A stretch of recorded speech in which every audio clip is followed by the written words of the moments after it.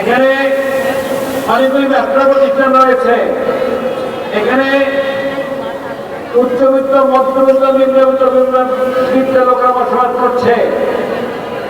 এখানে অনেকগুলি ইন্ডাস্ট্রি রয়েছে, কিন্তু দুঃখের বিষয় আমাদের মৌলিক সমস্যার সমাধান হয় নাই। একটু বৃষ্টি হলে এই মেইন রোড তলিয়ে যায় বৃষ্টির পানিতে। নিউ মার্কেট, হাজারীবাগ, হাতেমবাগ পুরো এলাকা ডুবে যায় বৃষ্টির পানিতে। কিছুদিন আগেও বৃষ্টির পানিতে বিদ্যুৎ পৃষ্ঠ একটা শিশু মারা গিয়েছে। গ্যাসের সংকট তীব্র, আপনারা খুব কষ্ট হচ্ছেন, গ্যাস পাচ্ছেন না, তারা রান্না বান্না করার জন্য। মাদকের আশঙ্কা মানুষ ভয়াবহ অবস্থার শিকার। এই নিউ মার্কেট, সাইন্সল্যান্ড, এই আশেপাশে গুরুত্বপূর্ণ এলাকায় ধানমন্ডি ব্যাপকভাবে ছিনতাই হচ্ছে। এর কোনো প্রতিকার নেই। নীরব দর্শকের ভূমিকা সবার শুধু তাই না, ব্যবসায়ীরা আজকে আতঙ্কের মধ্যে আছে। নিউ মার্কেট থেকে শুরু করে অর্থ এলাকার প্রত্যেকটা ব্যবসা কেন্দ্রে এত ব্যাপক চাঁদাবাজি হয়, তারা অস্থির হয়ে পড়েছে চাঁদাবাজদের যায়। স্বাস্থ্য খাতে যে সরকারি শিক্ষা যেই হাসপাতাল রয়েছে সেখানে তো অব্যবস্থা করা, আদানের জন্য একটা স্থগিত থাকবে না। আপনারা জানেন জবাব দিন।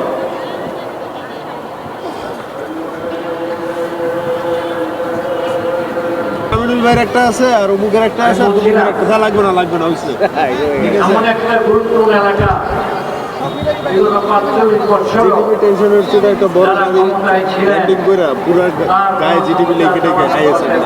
তারপর পাঠাই দিতে পারেনি।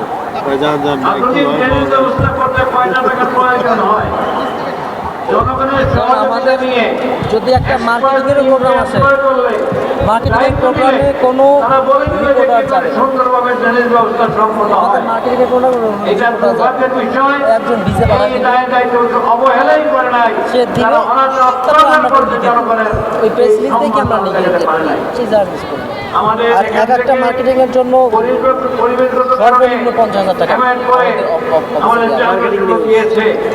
বাংলাদেশের অর্থনীতি ক্ষেত্রে আরএমজির পর রেডিমেড গার্মেন্ট শিল্পের পর চামড়া শিল্প একটা গুরুত্বপূর্ণ শিল্প।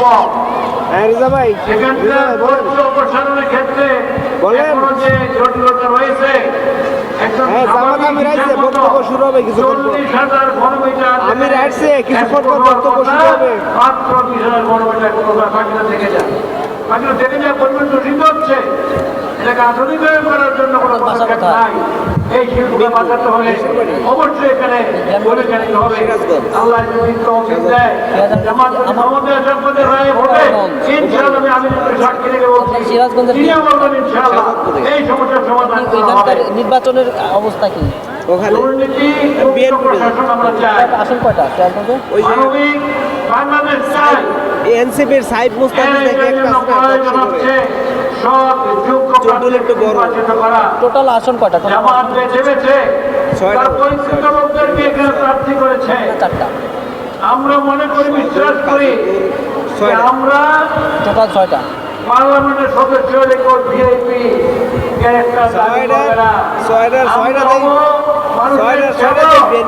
মানুষের পাহারাদার, সমস্ত সমস্যা সমাধান মাথায় পেতে নিয়ে দায়িত্ব মনে করবো। যুবকদেরকে বাধা দিয়ে অপমান করা নয়,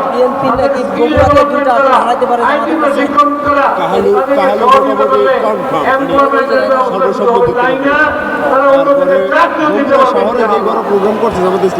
আমি বলতে চাই অনেক বড় প্রোগ্রাম আপনারা সাহস করে ঐক্যবদ্ধভাবে সন্তানদের পাশে ছিলেন। 12ই ফেব্রুয়ারি নির্বাচনে ঐক্যবদ্ধ মাসে থাকবো ইনশাআল্লাহ। আমরা কোন ষড়যন্ত্রকারী ষড়যন্ত্র যেন ভোট প্রয়োগ করা থেকে আমাদেরকে বিরত করতে না পারে। দেশের নির্বাচনে বড় ষড়যন্ত্র, কাজে দেশকে রক্ষার জন্য উপস্থিত হয়ে ভোটে ভোট প্রদান করা এবং দাঁড়িপাল্লার পক্ষে আপনাদের কাছে ভোট কামনা করে আমাদের জন্য, আমার জন্য, দেশের জন্য দোয়া কামনা করে আপনার সবাইকে ধন্যবাদ জানিয়ে আমি বক্তব্য শেষ করছি। আসসালামু আলাইকুম ওয়া রাহমাতুল্লাহি ওয়া বারাকাতুহু। রে শীত রে শীত শীত লাগতেছে, ভাই বাতাসটা ভালো ভালো, মতো। আর এইখানে বাতাসটা ডাইরেক্ট লাগতেছে না। ও বসেই তো বললে যুগ জমানা পাল্টে দিতে হয় না প্রয়োজন, এক মানুষই আনতে পারে নতুন জাগরণ, জাতির জাগরণ। সংগ্রামী ঢাকাবাসী, আলাদা ইউনিট এই পর্যায়ে প্রধান অতিথির বক্তব্য রাখবেন আজকের প্রধান অতিথি বাংলাদেশের মাটি ও মানুষের মহান নেতা, যার নেতৃত্বে মানুষ নতুন করে নতুন জাগরণের আশা যাদের হৃদয়ে সঞ্চারিত হয়েছে, সেই মহান নেতা বাংলাদেশ জামায়াতে ইসলামীর সংগ্রামী আমির, 11 দলীয় ঐক্যজোটের সংগ্রামী প্রধান নেতা জননেতা ডাক্তার শফিকুর রহমান।